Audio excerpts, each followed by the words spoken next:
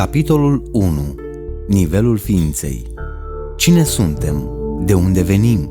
Încotro ne îndreptăm? Pentru ce trăim? De ce trăim? În mod incontestabil, bietul animal intelectual, în mod greșit numit om, nu numai că nu știe, ci pe deasupra nici măcar nu știe că nu știe. Cea mai rea dintre toate este situația atât de dificilă și atât de ciudată în care ne aflăm, ignorând secretul tuturor tragediilor noastre și cu toate acestea suntem convinși de faptul că știm totul. Duceți un mamifer rațional, o persoană din cele care în viață și închipuie că sunt influente, în mijlocul deșertului Sahara. Lăsați-o acolo, departe de orice oază și observați dintr-o aeronavă tot ce se întâmplă. Faptele vor vorbi de la sine. Umanoidul intelectual, cu toate că și închipuie că este puternic și se crede un om și jumătate, în fond se dovedește înspăimântător de slab. Animalul rațional este prost 100%. Gândește despre el însuși cele mai bune lucruri, crede că se poate dezvolta minunat prin intermediul grădiniței, al manualelor de bune maniere, al școlilor primare, al liceelor, al bacalaureatului, al universității, al bunului prestigiu al lui tăticu, etc., etc.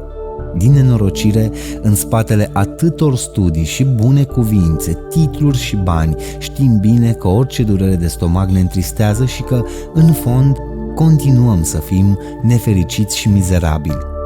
Ajunge să citim istoria universală pentru a ști că suntem aceiași barbari din străvechime și că, în loc să devenim mai buni, am devenit mai răi.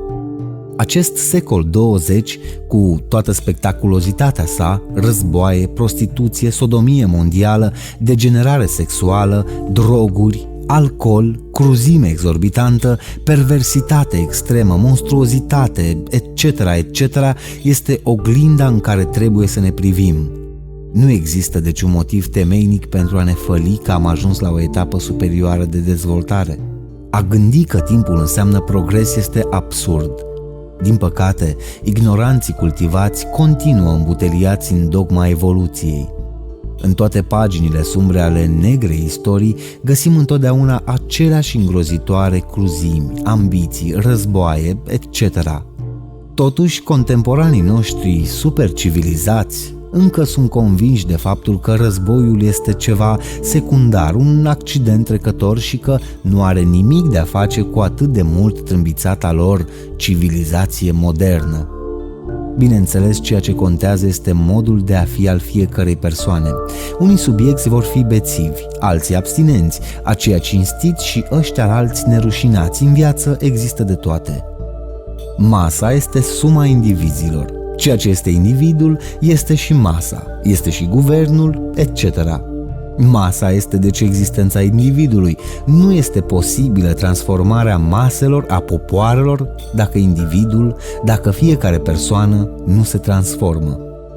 Nimeni nu poate nega că există diferite niveluri sociale. Există oameni de biserică și de bordel, oameni de comerț și oameni de la țară, etc. Tot așa există diferite niveluri ale ființei. Ceea ce suntem în interior, splendizi sau meschini, generoși sau zgârciți, violenți sau liniștiți, caști sau desfrânați, atrage diferitele circumstanțe ale vieții.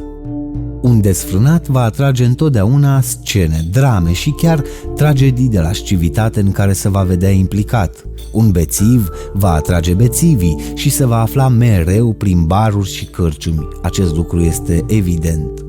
Ce va atrage cămătarul, egoistul, câte probleme, închisori, nenorociri.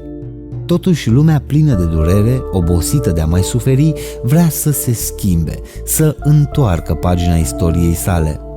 Bieții oameni vor să se schimbe și nu știu cum, nu cunosc procedeul, se găsesc într-o situație fără ieșire.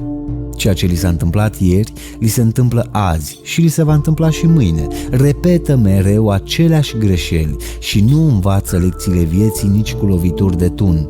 Toate lucrurile se repetă în propria lor viață. Spun aceleași lucruri, fac aceleași lucruri, se plâng de aceleași lucruri. Această repetiție plictisitoare de drame, comedii și tragedii va continua atâta timp cât cărăm în interiorul nostru elementele nedorite ale mâniei, lăcomiei, desfrâului, invidiei, orgoliului, lenei, gurmandismului, etc., etc. Care este nivelul nostru moral, sau mai bine am spune, care este nivelul nostru al ființei? Atâta timp cât nivelul ființei nu se schimbă radical, repetarea tuturor mizeriilor, scenelor, nenorocirilor și necazurilor noastre va continua. Toate lucrurile, toate circumstanțele care se petrec în exteriorul nostru, pe scena acestei lumi, sunt exclusiv reflectarea a ceea ce purtăm la nivel interior. Pe bună dreptate că putem afirma solemn că exteriorul este reflectarea interiorului. Când cineva se schimbă la nivel interior și acea schimbare este radicală, exteriorul, circumstanțele, viața se schimbă deopotrivă. Am observat în aceste timpuri, anul 1974, un grup de persoane care au invadat un teren străin. Aici, în Mexic, astfel de persoane primesc curiosul calificativ de parașutiști. Sunt vecini ai cartierului rural Churubusco. Se află foarte aproape de casa mea, motiv pentru care i-am putut studia îndeaproape. A fi săraci niciodată nu poate fi un delict, însă ceea ce este grav nu constă în aceasta, ci în nivelul lor al ființei. Zilnic se bat între ei, se îmbată, se insultă reciproc, se transformă în asasinei propriilor lor tovarăși de nenorocire. Trăiesc, desigur, în colibe infecte în care, în locul iubirii, domnește ura. De multe ori m-am gândit că dacă oricare subiect dintre aceia ar elimina din interiorul său ura, mânia, desfrâul, beția, bârfa, cruzimea, egoismul, calomnia, invidia, amorul propriu, orgoliul, etc., etc., ar plăcea altor persoane, s-ar asocia prin simplă lege a afinităților psihologice cu oameni mai rafinați, mai spirituali.